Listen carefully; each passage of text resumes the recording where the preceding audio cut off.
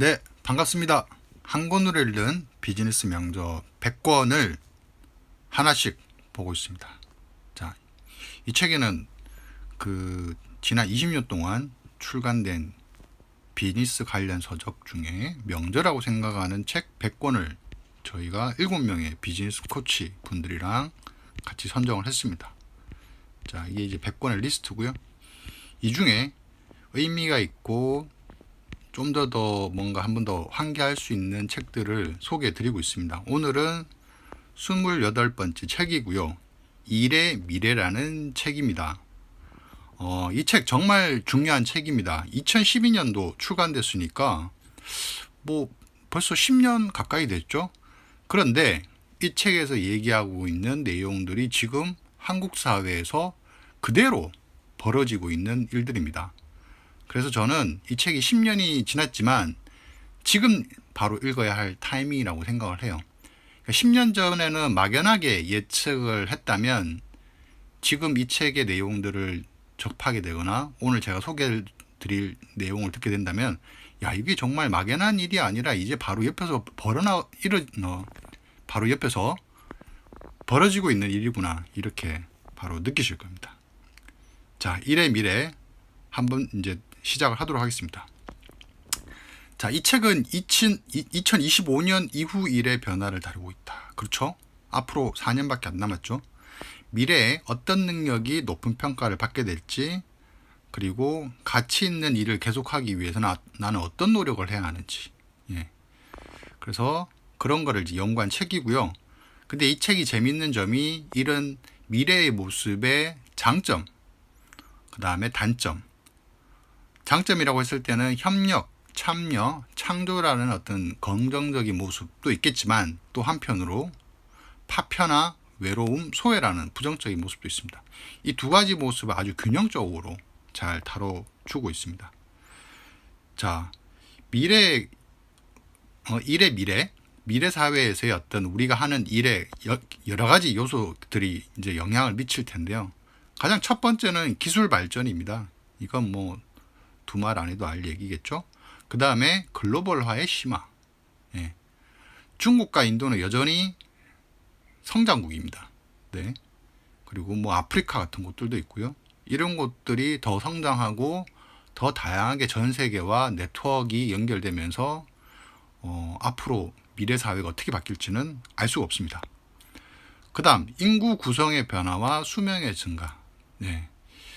특히 이 수명의 증가는 지금 우리 대한민국 사회에서도 아주 급격하게 일어나고 있는 변화입니다. 그 다음은 가족의 형태가 다양해지고 여성의 역할이 증대되고 행복감이 감소하면서 자기 성찰 산업이 커진다. 가족의 형태가 다양해진다는 의미는 뭐 1인 가구가 많아졌다라는 것도 있을 것이고요. 그 다음에 남성과 여성이 부부를 이루고 자녀를 낳는 꼭 이것만이 가족이 아니라 좀 더 다양한 새로운 개념의 가족들이 탄생한다는 것이 되겠죠. 여성의 역할의 증대에 대해서는 두말할 필요 없을 것 같고요. 그 다음에 좀 재미있는 얘기인데 자기성찰 산업이 커질 수 있다. 사회가 고도로 발달할수록 인간이 스스로를 돌아보는 어떤 그런 성찰의 시간은 점점점 많아지고 있는 것 같습니다. 그리고 에너지의 문제, 그 다음에 환경의 문제, 그로 인해서 이주의 문제, 뭐 이런 것들이 앞으로의 어떤 미래 사회의 어떤 중요한 요소들이 될 것으로 보고 있습니다. 자, 그러면 이런 요소들이 우리 미래 사회를 어떻게 예측하고 있는가, 어떻게 영향을 줄 수 있는가. 첫 번째는 좀 부정적인 면, 어두운 면을 제가 말씀을 드리도록 하겠습니다. 키워드로만 제가 하이라이트를 했습니다. 아바타와 홀로그램. 뭔가 대면하지 않는 비대면의 뭐 혼자서 어떤 컴퓨터 프로그램과 같이 일을 하는 그런 모습이겠죠. 이메일에 파묻혀 산다. 24시간 온라인 상황. 내가 쉬는 건지 일하는 건지도 구분이 안 되는 그런 상황. 그 다음에 인지적 비서가 모든 것을 다 검색을 해주고 알려준다. 인지적 비서는 일종의 뭐 인공지능 비서 같은 거겠죠. 뭐 시리 뭐 이런 거요. 그 다음에 이런 것들이 심해지니까 사람들은 이제 기억하려고 하지 않는 거죠. 의존성이 심화된다. 그래서 일의 속도가 빠른 대신에 점점 관심들이 파편화가 되고 집중할 수 없는 상황이 자꾸 일어납니다. 네. 그리고 이런 집중할 수 없는 상황, 사람을 만나지 않는 상황이 되다 보니 무언가를 사람으로부터 접촉하고 배우는 능력도 줄어들게 됩니다. 그로 인해서 인간관계가 단절되고 동료 의식도 없어지는 거죠. 예. 대기업 다니시는 분들이 예전에는 끈끈한 가족애 같은 어떤 그런 것들이 있었는데 요즘은 그런 게 없다고 되게 투덜거리십니다. 근데 이제 젊은 MZ 세대에서는 이제 그런 걸 거부하기 싫은 뭐 이런 차이들이 이제 생겨나는 거죠. 자, 정보와 지식에 쉽게 접속할 수 있습니다. 누구나. 하지만 이 접속할 수 있는 방법을 알고 그것을 할 수 있는 사람과 그렇지 못하는 사람 사이의 어떤 격차는 엄청나게 벌어질 수밖에 없습니다. 그로 인해서 이 정보와 지식을 이용하지 못하는 분들은 빈곤층으로 떨어지게 되는 거죠.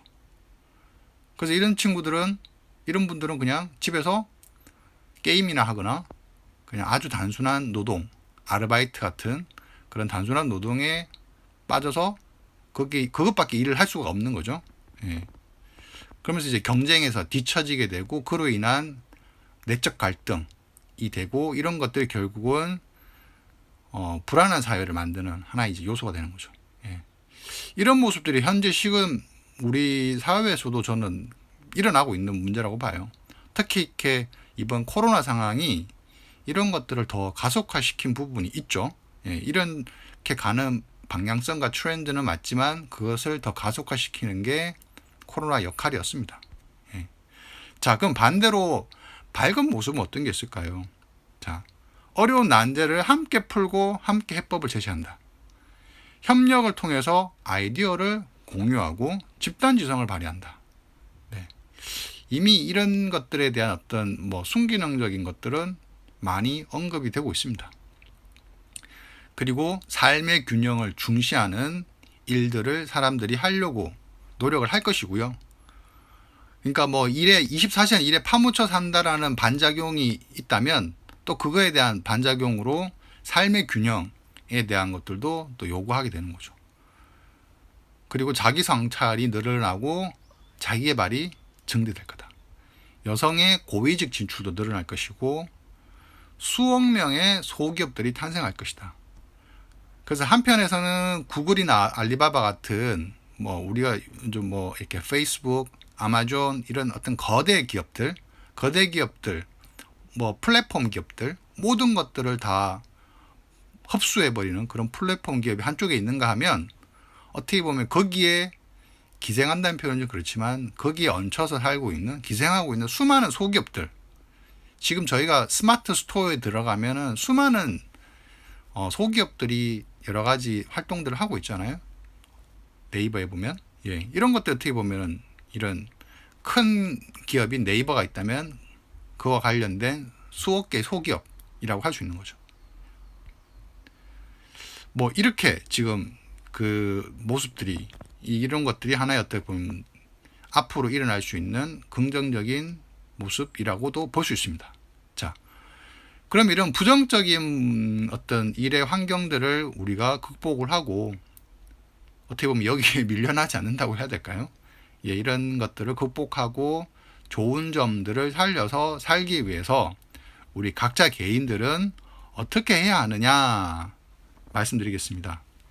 개인은 무엇보다도 지식 자본의 축적을 게을리하지 말아야 한다. 이제 프로그램을 코딩하는 것들은 누구나 할 줄 알아야 되는 세상일지도 모릅니다. 저만 해도 이제 디자인을 간단한 디자인, 그러니까 간단한 홍보물을 위한 배너를 디자인한다거나, 그다음에 간단한 뭐라고 해야 될까요? 프로그래밍이라고 얘기하기 어렵지만 어떤 무언가를 만든다거나 웹 컨텐츠를 만든다거나 하는 것들은 이제는 자연스럽게 하고 있습니다. 예전 같으면은 못했던 것들을 어떻게 하다 보니 저도 배우게 되고 또 그런 걸 도와줄 수 있는 툴들이 늘어나고 하다 보니까 이제 저도 영상 편집도 하고 촬영도 하고 웹 컨텐츠도 만들고 하는 일이 자연스럽게 된 거죠. 그러니까 이런 게 하려면은 지식 자본의 축적을 게을리 하지 말아야 되는 거죠. 그리고 다른 노동자나 기계가 대체하지 못하는 자신만의 고유한 능력을 가져야 되는 거죠. 예. 그리고 평범한 제너리스트가 아닌 유연한 전문가. 이게 좀 어려운 것 같아요. 유연한 전문가라는 의미. 그래서 이 유연한 전문가의 의미가 경영 컨설턴트를 하다가 다큐멘터리 제작자로도 일하다가 환경운동가로도 일하는 어떻게 보면 멀티잡인데 그 잡 자체가 하나하나가 아주 전문성이 있는 이런 사람들이 되어야 된다고 말합니다. 예. 쉽지 않은 것 같은데 여튼 이런 것들이 중요하고, 근데 이렇게 일을 하시는 분도 요즘 나오고 있어요. 요즘 뭐 사이드 잡이라는 어떤 트렌드도 결국은 내가 하고 있는 본업이 있고 또는 나의 부캐를 활용한 또 다른 전문 일을 만들어 가고 있고 뭐 이런 거잖아요. 그리고 뭐 연예인 같은 분이지만 가수, 요조 같은 분은 가수를 하시면서 여러 가지 샵도 운영하고 또 작가로도 활동을 합니다. 이처럼 이런 것들이 결국은 유연한 전문가라고 할 수가 있겠죠. 예. 그리고 다양한 사람들과의 네트워크를 조직하고 연결할 수 있는 혁신적 연결자가 되어야 된다.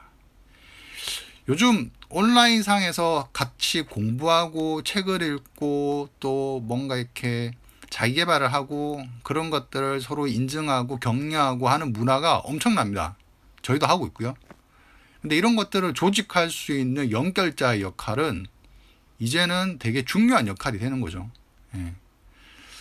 그래서 이를 통해서 폭넓은 네트워크를 형성하고, 그리고 이런 걸 잘하기 위해서는 자기를 드러낼 수 있는 꾸준한 글쓰기, 블로그 운영 이런 것들이 무척 중요합니다. 네. 이게 10년 전에 이제 이런 얘기를 하신 거죠. 예. 그래서 요즘은 누구나 얘기합니다. 퍼스널 브랜딩이라는 이름으로 무언가의 내 가치를 높이기 위해서는 글쓰기, SNS 활동, 그래서 나의 팬을 만드는, 그래서 나의 개인적인 브랜딩을 하는 이런 것들이 무척 중요하다는 얘기를 많이들 합니다. 예. 그러면서도 동시에 돈과 소비라는 것에서 좀 벗어나서 자신을 성찰하고 자신의 가치관과 일을 조화시키는 것들, 이런 것들도 요즘 되게 중요하게 얘기하고 있죠. 나다움이라고 얘기하나요? 나다움? 사실 이런 나다움이 있어야지 여러 가지 어떤 글을 쓰는 활동이라든가 내가 하고자 하는 어떤 개인적인 브랜딩 활동이라든가 이런 것들을 꾸준히 할 수 있습니다. 예. 그래서 이런 것들이 또 중요하다고 얘기합니다. 그래서 소비를 통한 행복이 아니라 자신이 중시하는 욕구와 가치관에 따른 생산적인 경험을 통해 얻는 행복과 즐거움을 더 중요하게 취급할 것이다. 예. 지금 우리 세대 또는 저보다 조금 더 젊은 세대분들이 어떻게 보면은 일을 하면서도 고민하고 요구하고 끊임없이 자기 개발하는 요소들이 바로 이런 부분인 것 같아요.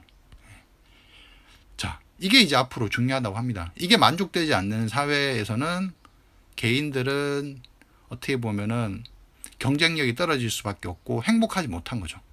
행복하지 못하는 의미는 그 사회에 녹아들지 못하고 부유하게 된다는 의미입니다. 자, 이런 의미에서 오늘 책은 정말 바로 옆에서 일어나는 일들이라고 볼 수 있는 것 같습니다.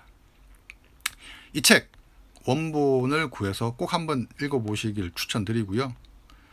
자, 오늘 책은 바로 일의 미래라는 책이었습니다. 자, 이 책에서 다루고 있는 여러 가지의 미래 사회의 어떤 장점과 단점의 모습들, 우리가 꼭 주목해야 되고 거기에 맞춰서 나는 어떤 대비를 해야 하는지, 그리고 내가 하는 일을 어떻게 접목시켜야 되는지 꼭 한번 고민해 보셨으면 좋겠습니다.